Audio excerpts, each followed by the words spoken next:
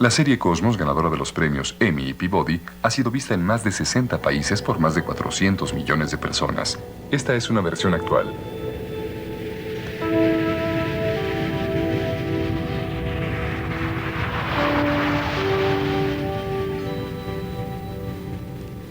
Cosmos ha sido posible gracias a los donativos de Atlantic Richfield, fabricante de los productos petroleros Arco, la Corporación para la Televisión Pública y las fundaciones Arthur Winning Davis.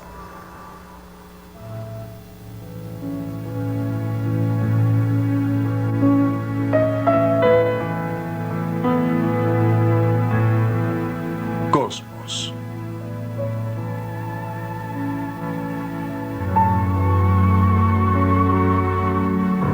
De Carl Sagan.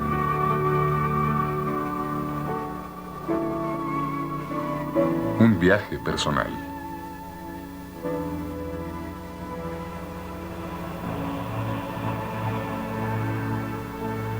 Hoy presentamos Relatos de Viajeros.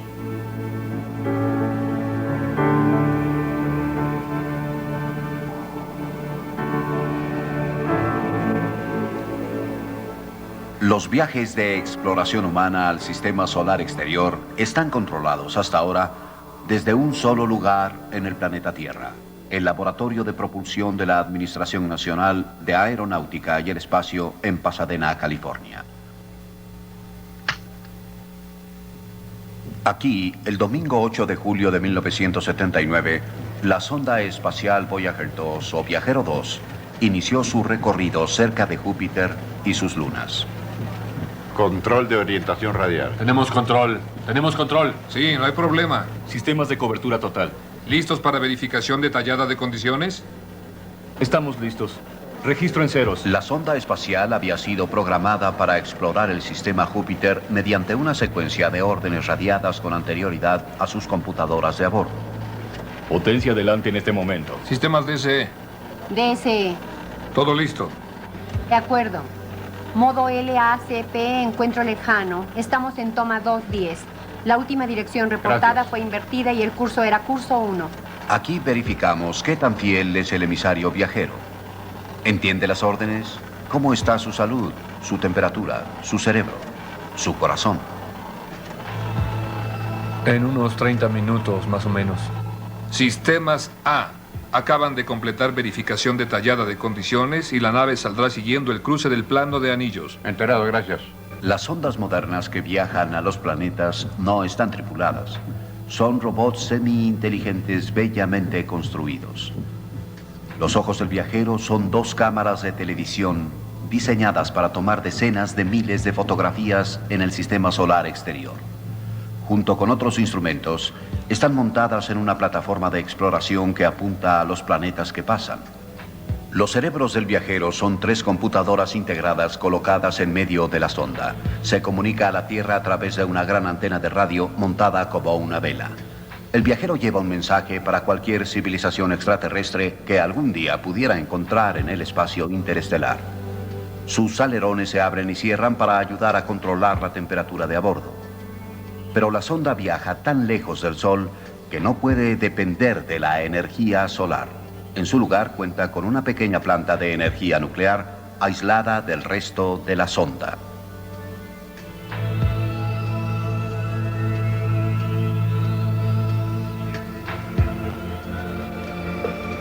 Muchas cosas pueden fallar en estas misiones pioneras. El personal en el control de misión del viajero está un poco intranquilo. Júpiter está rodeado de una cubierta de partículas invisibles, pero cargadas de energía extremadamente peligrosa. Si el viajero se acerca demasiado, su equipo electrónico se calcinará. La colisión con una pequeña roca en los anillos de Júpiter provocaría que la sonda rodara alocadamente fuera de control. Su antena no podría localizar a la Tierra y su información se perdería para siempre. Las sondas Viajero 1 y Viajero 2 fueron lanzadas con un mes de diferencia a finales del verano de 1977. Después de varias señales de alarma, llegaron exitosamente, con meses de diferencia, al sistema Júpiter, donde operaron brillantemente, proporcionando las primeras imágenes cercanas del poderoso Júpiter y sus 4 grandes y misteriosas lunas. Io, la más cercana al planeta de las cuatro. Después, Europa. Alejándose de Júpiter, Ganimedes. Y la más lejana de todas, la gran luna Calisto. Todo en una misión que costaría $1 por mundo a cada ser humano del planeta Tierra.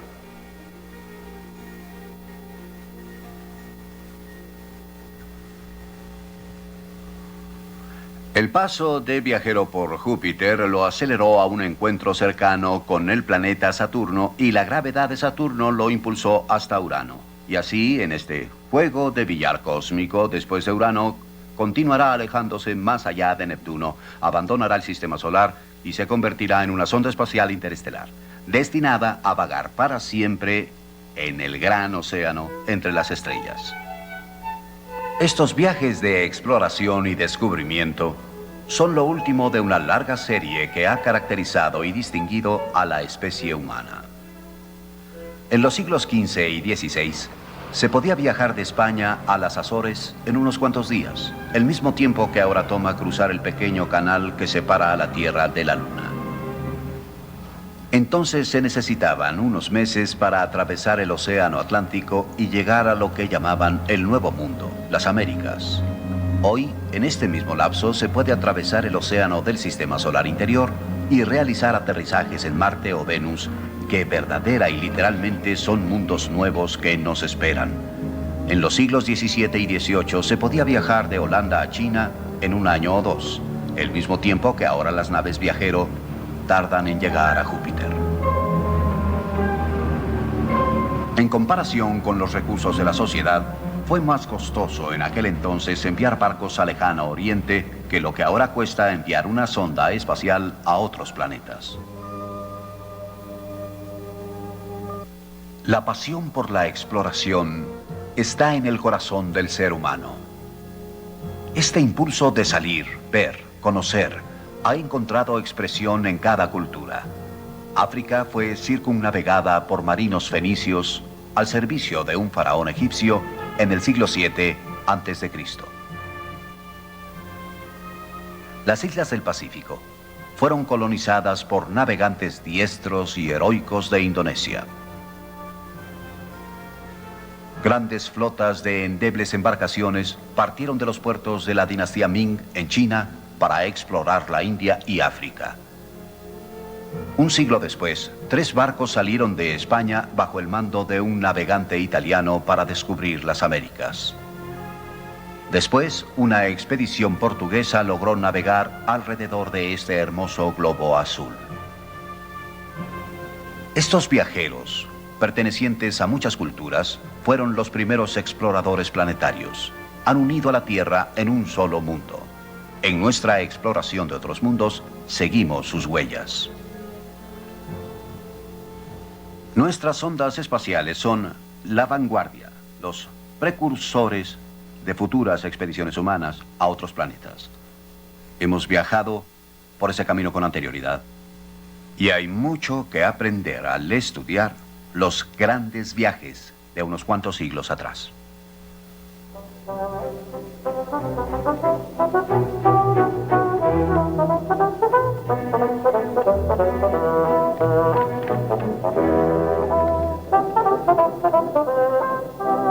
En el siglo XVII, los ciudadanos de la nueva República Holandesa seguían un curso de intensa exploración mundial. Holanda era entonces una sociedad revolucionaria. Había declarado su independencia del poderoso pero estancado Imperio Español y con una nueva autosuficiencia, Holanda abrazó más ampliamente que cualquiera otra nación de su época el espíritu del siglo de la Ilustración europea.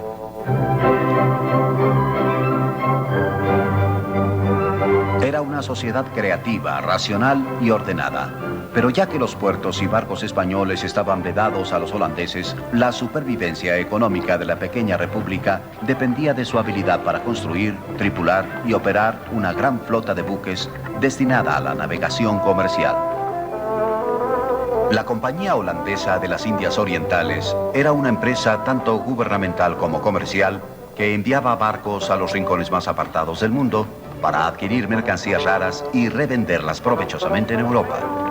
Estos viajes eran la sangre vital de la República.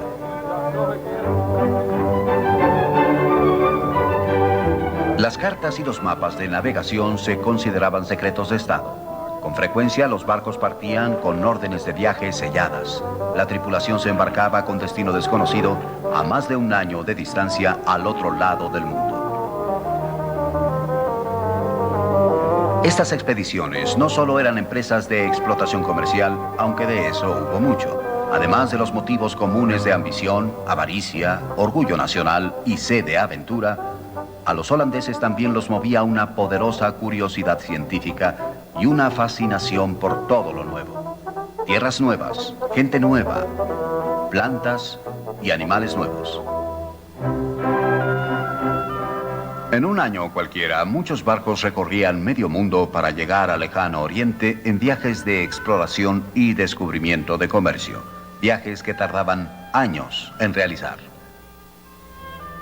Bajaban por la costa occidental de África, pasaban por el mar etíope, rodeando la costa sur del África, atravesando el estrecho de Madagascar y seguían, pasando por el extremo sur de la India hasta las Islas de las Especias, la actual Indonesia.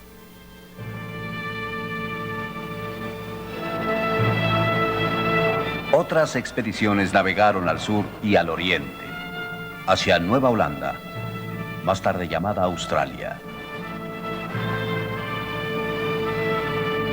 Algunas otras se aventuraron por el estrecho de Malaca. Así llegaron al Imperio Chino. Pero Holanda era un país pequeño, obligado a hacer uso de su ingenio. Había un fuerte elemento pacifista en su política exterior. Nunca antes ni desde entonces ha surgido en Holanda tal galaxia de científicos, matemáticos, filósofos y artistas. Era la época de los grandes pintores, Rembrandt y Vermeer.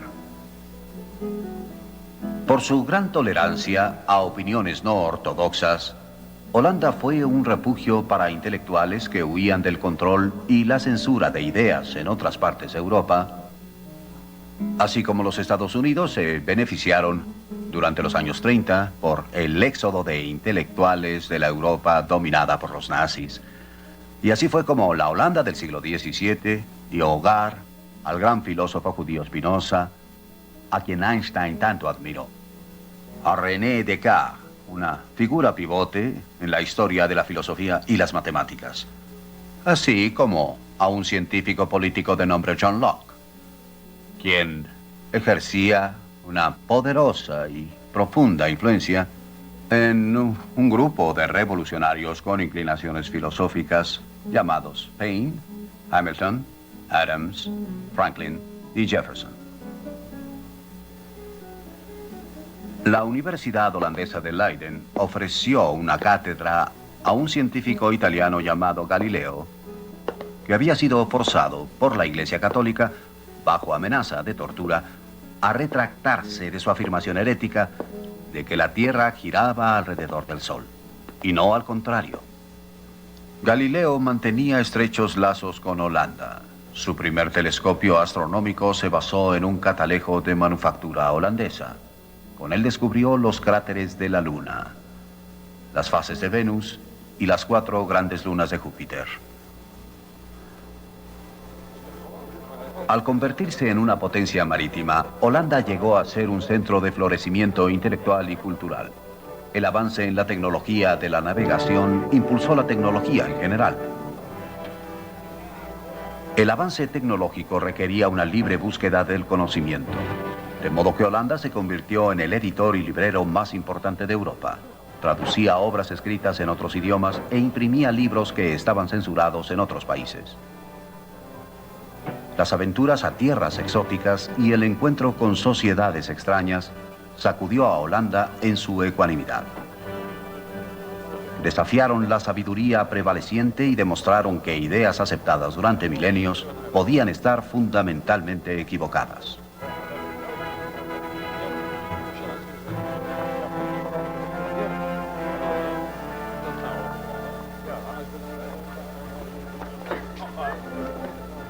En una época en que reyes y emperadores regían la mayor parte del planeta, la República Holandesa era gobernada más que cualquier otra potencia mundial por el pueblo.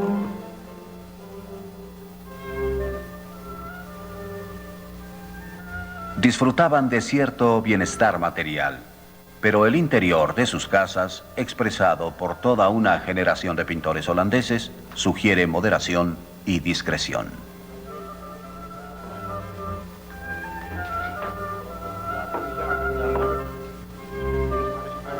Los oficiales de estos barcos de exploración y comercio volvían de sus largos viajes para compartir los bienes adquiridos y describir las maravillas que habían encontrado.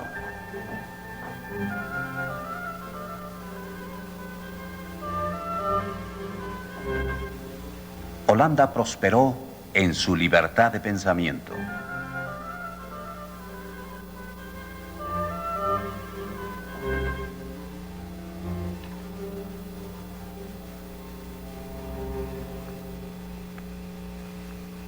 En Italia, Galileo anunciaba la existencia de otros mundos y Giordano Bruno especulaba sobre la vida inteligente en otros planetas. Por ello, sufrieron brutalmente.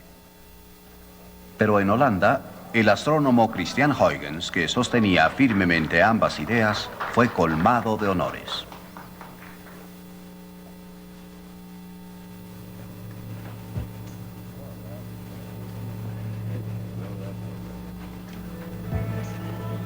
A partir de la curvatura de luz a través de una lente, Huygens desarrolló la idea de que la luz era una especie de onda. Esmerilaba y pulía lentes para los telescopios que construía cada vez de mayor tamaño, aunque tardó algún tiempo en descubrir cómo usarlos apropiadamente.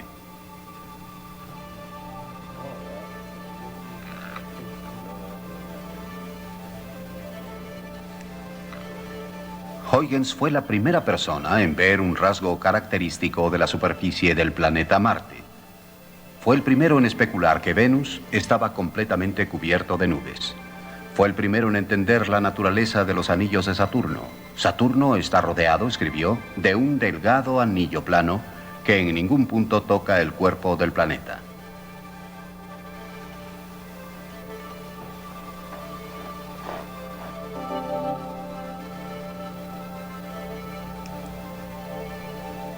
Sus descubrimientos con el telescopio, por sí solos, le hubieran asegurado un lugar en la historia de las grandes hazañas humanas.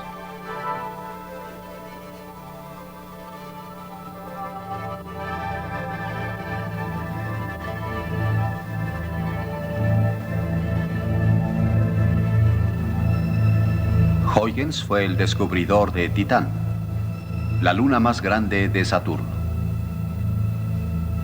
El tamaño inmenso y las nubes cambiantes de Júpiter lo extasiaban. Los astrónomos, como los navegantes, necesitan relojes precisos para medir el movimiento de los cielos. Huygens inventó muchas piezas de precisión de tiempo, incluyendo el reloj de péndulo.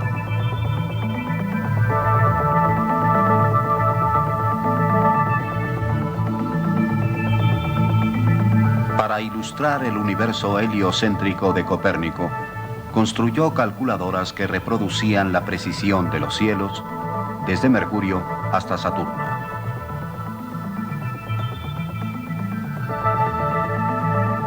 Las máquinas que diseñaba las firmaba Christian Huygens, inventor. Estaba fascinado con el hecho de que el sistema copernicano estuviera tan ampliamente aceptado en Holanda y reconocido por todos los astrónomos, excepto los que escribió eran algo torpes o estaban sujetos a supersticiones impuestas por autoridades meramente humanas. A través del mar del espacio, las estrellas son otros soles. Un punto que Huygens apreciaba perfectamente bien. Razonaba que si nuestro sistema planetario comprendía el Sol y los planetas que giraban a su alrededor, entonces aquellos otros soles también tendrían un séquito de planetas girando alrededor suyo y que muchos de esos otros planetas estarían habitados. Expuso estas conclusiones en Un libro admirable que lleva el triunfante título de Los mundos celestiales descubiertos. El subtítulo es Conjeturas concernientes a habitantes, plantas y producciones de los mundos en los planetas. Escribió este libro poco antes de su muerte en 1690 en este estudio.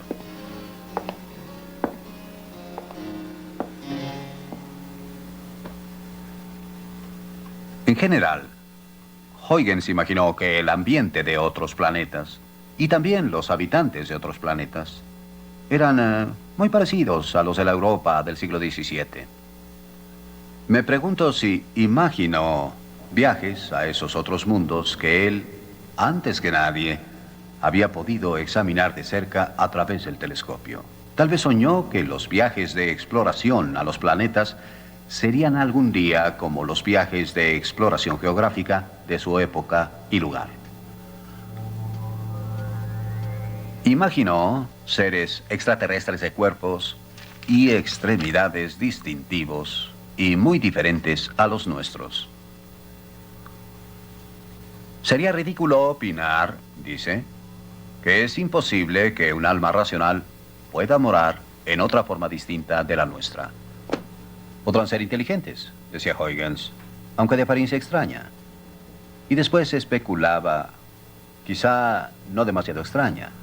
Los seres extraterrestres debían tener manos, pies, caminar erguidos, tener escritura y geometría, e incluso que las 4 grandes dunas de Júpiter, los satélites galileanos, estaban ahí para proporcionar una ayuda conveniente en la navegación para los marinos de los océanos jovianos. Pues, tal vez.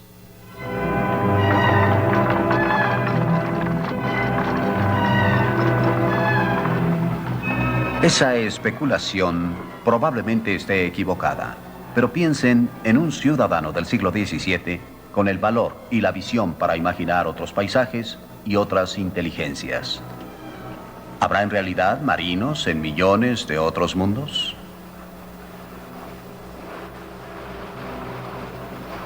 En su libro, Huygens escribió: «Qué maravillosa y asombrosa perspectiva tenemos aquí de la magnífica inmensidad del universo. Tantos soles, tantas tierras, y cada una de ellas provista de tantos animales, adornadas con tantos mares. Y cómo debe crecer nuestra admiración y asombro cuando consideramos la distancia y la multitud prodigiosa de estrellas».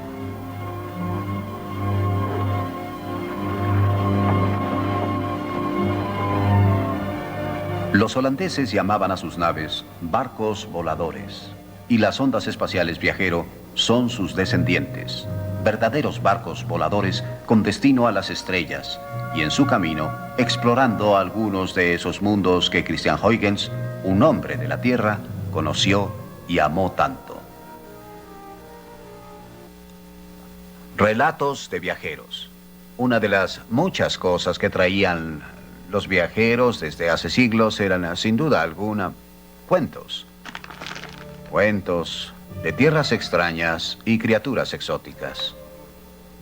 Evocaban el sentido de la admiración y estimulaban futuras exploraciones.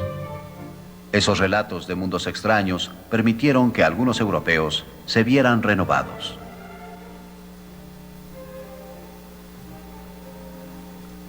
Los exploradores modernos también vuelven con historias de viajeros. Historias de un mundo hecho añicos como una esfera de cristal. Un lugar donde el suelo está cubierto de lo que parece una red de telarañas gigante. Un mundo con un océano subterráneo. Pequeñas lunas en forma de patata. Una tierra accidentada de color rojo y amarillo, con lagos de azufre líquido y erupciones volcánicas de 300 kilómetros de alto. Y un lugar llamado Júpiter, tan grande que 1000 tierras cabrían en su interior, sin montañas, ni valles, ni volcanes, ni ríos, solo un vasto océano de gas y nubes. Todo lo que vemos en Júpiter está flotando en el cielo. Pero hay muchas cosas fascinantes respecto a Júpiter. Al condensarse el sistema solar del polvo y gas interestelares, Júpiter acumuló la mayor parte de la materia que no fue expulsada al espacio interestelar y que no cayó hacia adentro para formar el Sol. Júpiter está compuesto en su mayoría de hidrógeno y helio, igual que el Sol.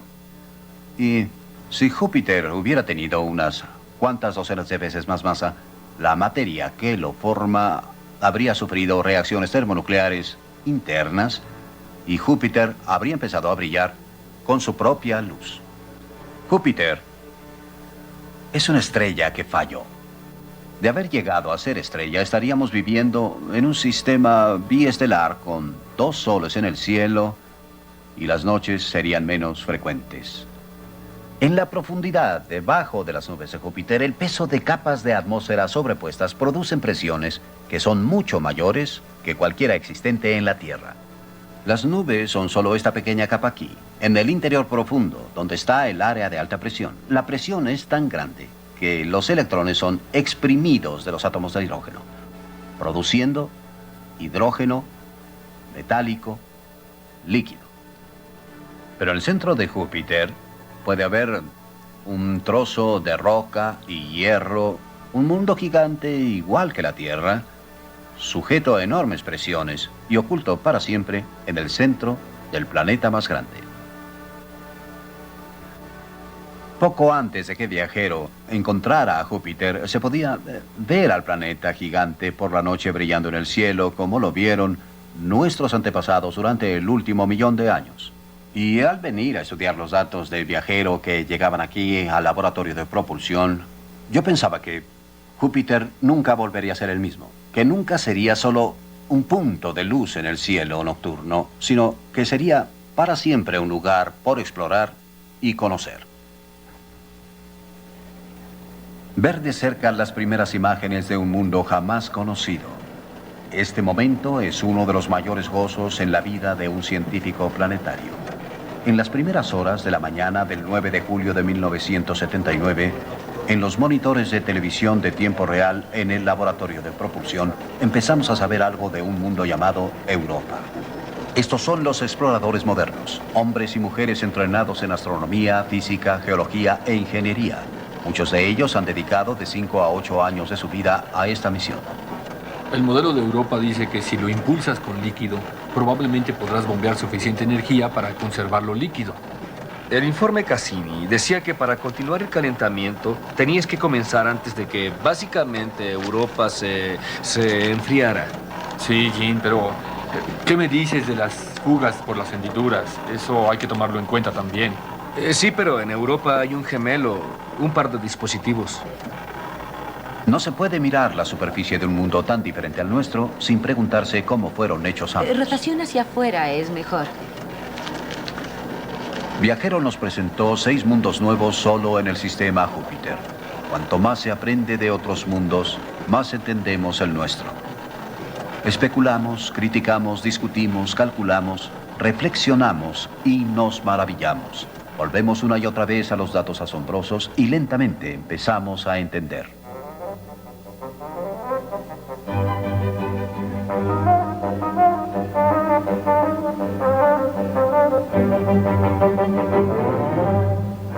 Los buques holandeses traían mercancía valiosa y rara de los mundos nuevos que visitaban. Nuestras ondas espaciales envían valiosa información a los muelles computarizados en esta orilla del mar del espacio. Aquí los datos son recibidos para ser almacenados, incrementados, procesados y atesorados. Mapas de tierras extrañas se generarán a partir de esta información. En este almacén electrónico hay decenas de miles de imágenes de mundos previamente desconocidos. ¿Cómo nos llega una imagen del sistema solar exterior? La luz solar brilla sobre el satélite Europa y se refleja de nuevo al espacio, donde una parte de ella toca el fósforo de las cámaras de televisión de Viajero, generando una imagen. La imagen viaja por radio a través de la inmensa distancia intermedia de 500 millones de kilómetros a un radiotelescopio en la Tierra, digamos en Australia, por ejemplo. Entonces pasa la información vía satélite de comunicación en órbita terrestre al sur de California. Ahí es transmitida por un conjunto de torres retransmisoras de microondas a una computadora en el laboratorio de propulsión y ahí se procesa.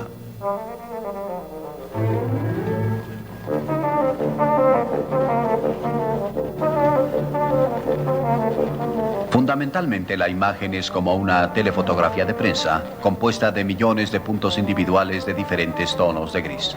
Son tan finos y aparecen tan juntos que a cierta distancia los puntos constitutivos son invisibles. Solo vemos su efecto acumulativo. La información de la sonda espacial especifica qué tan brillante u opaco debe ser cada punto. Después de procesados, los puntos se conservan en un disco magnético, algo así como un disco fonográfico. Para esta fecha ya teníamos 11.000 fotografías de Viajero 2 en nuestra biblioteca electrónica. Finalmente, el producto terminado de este conjunto de eslabones y retransmisiones es un informe impreso que sale de esta máquina mostrando, en este caso, las maravillas de Europa, que fueron registradas por primera vez en la historia humana hoy. Es verdaderamente asombroso. Viajero 1 obtuvo magníficas imágenes de las otras 3 grandes lunas satélites galileanos de Júpiter, pero no de Europa. Fue Viajero 2 el que hoy obtuvo las primeras imágenes cercanas de Europa, donde vemos cosas que están a pocos kilómetros de distancia. Y a simple vista parece ser solamente una red de canales como la que Percival Lowell imaginó que existían en Marte. Vemos una fantástica red intrincada de líneas rectas y curvas que se cruzan. ¿Serán las líneas rectas cordilleras o serán hendiduras? ¿Tendrán relación con la tectónica de placas en la Tierra? ¿Cómo ilumina a los otros satélites del sistema joviano? En este momento, la tan loada tecnología ha producido algo en verdad sorprendente, pero corresponde a las limitaciones y la capacidad de otro mecanismo, el cerebro humano, el poder descifrarlo. Por fortuna, contamos con muchas fotografías para ayudarnos.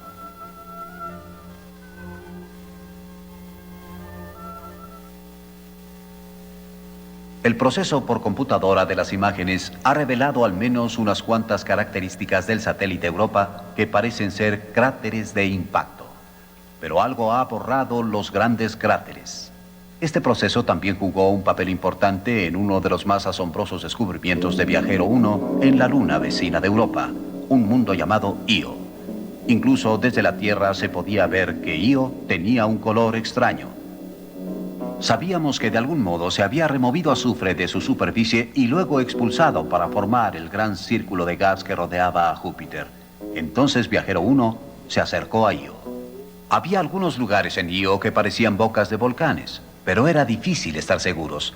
Entonces Linda Moravito, miembro del equipo de navegación de Viajero, usó una computadora para realzar la imagen del borde de Io y hacer resaltar las estrellas de atrás. 4 días después del encuentro de Viajero con Júpiter, estaba mirando un marco óptico de navegación.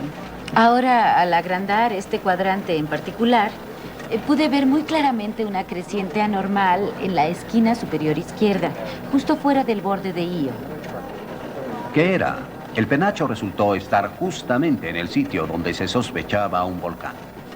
Así que básicamente comprendimos en ese punto que lo que estábamos observando era un penacho volcánico y de hecho una erupción volcánica. Viajero había descubierto el primer volcán activo más allá de la Tierra.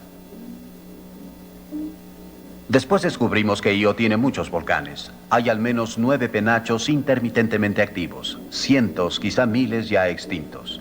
Los penachos pueden expulsar azufre y otros átomos fuera de Io totalmente y resultar en la nube de azufre que rodea a Júpiter. Ríos de azufre fundido fluyen por las laderas de montañas volcánicas y son el origen probable de los colores característicos de Io.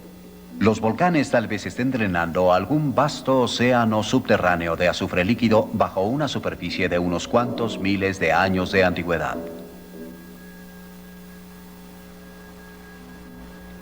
Hasta ahora, en nuestros viajes al sistema solar exterior, los humanos hemos permanecido en casa y enviado a nuestros robots y computadoras a explorar en nuestro lugar. Algún día tal vez iremos nosotros mismos. Pero supongamos que como esos capitanes de mar holandeses del siglo XVII, las computadoras a bordo de Viajero pudieran mantener una bitácora. Esa bitácora, una combinación de los descubrimientos de los viajeros 1 y 2, podría ser como sigue. Día 1. Después de preocuparnos por las provisiones y los instrumentos, despegamos con éxito de Cabo Cañaveral, emprendiendo nuestro largo viaje a los planetas y las estrellas.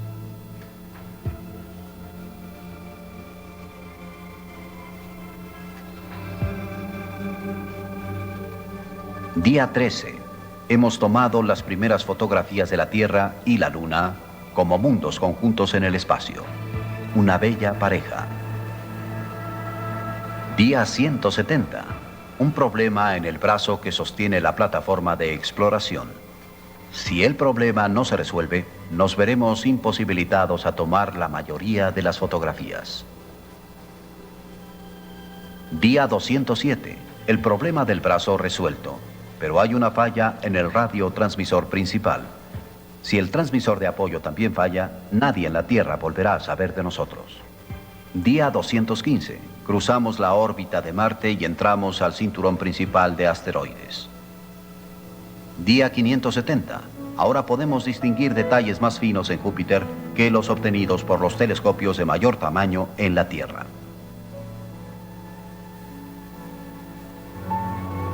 Día 640. Las formas de las nubes son distintivas y vistosas. Ningún pintor atrapado en la Tierra imaginó jamás un mundo tan extraño y hermoso. Las nubes blancas, altas y frías, son cristales de amoníaco. No conocemos la naturaleza de las nubes marrón, quizá fósforo o azufre como colorante, o tal vez complejas moléculas orgánicas del tipo que dio origen a la vida en la Tierra hace 4.000 millones de años. ¿Y qué es esa gran mancha roja? Es una inmensa columna espiral de gas que llega a más altura que las nubes adyacentes, tan grande que podría contener media docena de tierras. Su movimiento nos hipnotiza.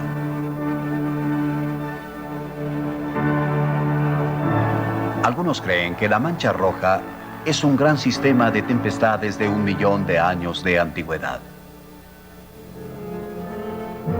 Día 650. Encuentro. Un día de maravillas. La nave maniobra para que podamos fotografiar la cuenca con multitud de anillos de Calisto. Imágenes de los sorprendentes rasgos de Ganimedes.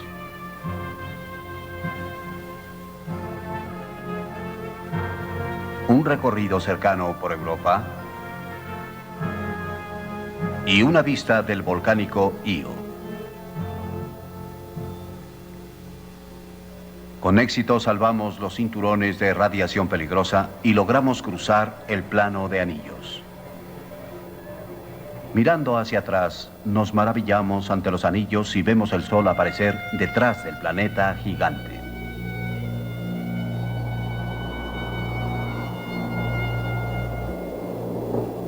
La gravedad de Júpiter ha alterado nuestro curso hacia un encuentro con Saturno 2 años a partir de ahora. Día 1320. Nos aproximamos a Saturno, la joya del sistema solar. Al igual que Júpiter, está cubierto de nubes y su día dura unas 10 horas. Pero mientras Júpiter tenía solo un modesto conjunto de anillos, aquí descubrimos que Saturno tiene miles. Cada anillo está compuesto de un número enorme de témpanos de hielo en órbita que tal vez fueron producidos por cometas que chocaron con las heladas lunas internas de Saturno. Algunos anillos parecen estar restringidos dentro de límites angostos por pequeños satélites que circulan entre los anillos. Mientras pasamos sobre la luna Mimas, podemos ver lo delgado de sus anillos. La sombra que proyectan sobre las nubes de Saturno es más perceptible que los anillos mismos. Los anillos son más delgados en comparación con su amplitud que una hoja de papel común.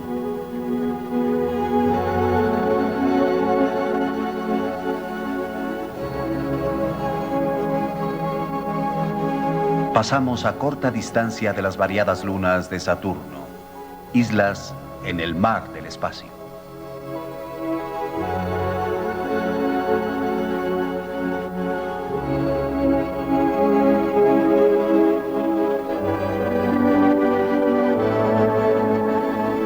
Mirando hacia atrás, a los anillos, nos preguntamos si ofrecen una especie de modelo a escala del sistema solar primitivo, donde los planetas se estaban formando a partir de un delgado disco de materia que circundaba al recién nacido Sol.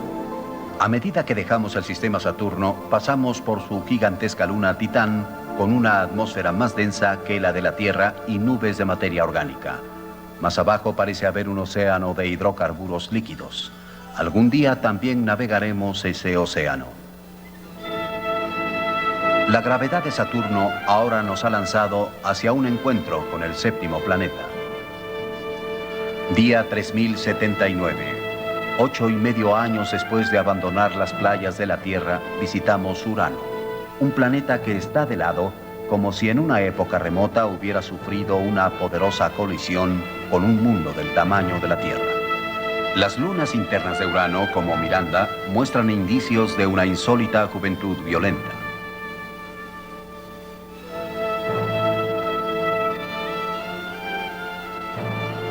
Conforme los anillos pasan frente a ella, observamos una estrella parpadeante. Estos anillos, a diferencia de los de Saturno, son muy oscuros. Tal vez estén manchados de materia orgánica, como es frecuente en el sistema solar exterior. Día 4388. Nos aproximamos al Neptuno azul con sus feroces vientos. Cruzando por encima de su polo sur, vemos un delgado creciente junto con su luna Tritón. A pesar de la sorprendentemente delgada atmósfera de Tritón, los vientos están dispersando un material oscuro, probablemente orgánico. Ahora continuamos hacia adelante, pasando por el archipiélago de planetas para dirigirnos al mar abierto del espacio interestelar. Dentro de 10.000 años, Viajero se lanzará hacia las estrellas. Hemos construido las ondas que surcan el mar del espacio.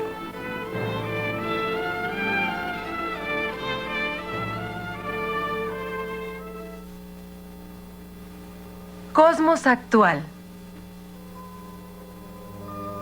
Desde la primera transmisión de Cosmos, las ondas Viajero han explorado los sistemas de los planetas Saturno, Urano y Neptuno. Han pasado por los planetas más exteriores en su ruta a las estrellas. Insertamos un toque de sabor de esos encuentros en nuestra bitácora. Pero con el proceso de imágenes, hemos podido reconstruir asombrosas películas de algunos de estos mundos. Aquí, por ejemplo, está Júpiter con su gran mancha roja. Y el volcánico Io girando ante nosotros. El gélido Enceladus, una pequeña luna de Saturno en la cual, de alguna forma, sus cráteres se han derretido. Y Miranda de Urano. El sobrio Neptuno azul. Consideren Titán, la luna gigante de Saturno. Tomamos nitrógeno y metano de su atmósfera, los irradiamos en un laboratorio con el mismo tipo de electrones que bombardean Titán desde el campo magnético de Saturno y hacemos esto, que encaja casi perfectamente con las propiedades observadas en la niebla de Titán, que es una mezcla de moléculas orgánicas complejas. Las introducimos en agua y, entre otras cosas, produce aminoácidos, bloques constructores de proteínas. Así que los materiales que dan origen a la vida llueven de la atmósfera de Titán como maná del cielo. Estoy deseando que la misión Cassini envíe una sonda de entrada a través de la niebla orgánica de Titán hacia su enigmática superficie. Las ondas Viajero, que recorren los planetas de camino a las estrellas, todavía envían datos.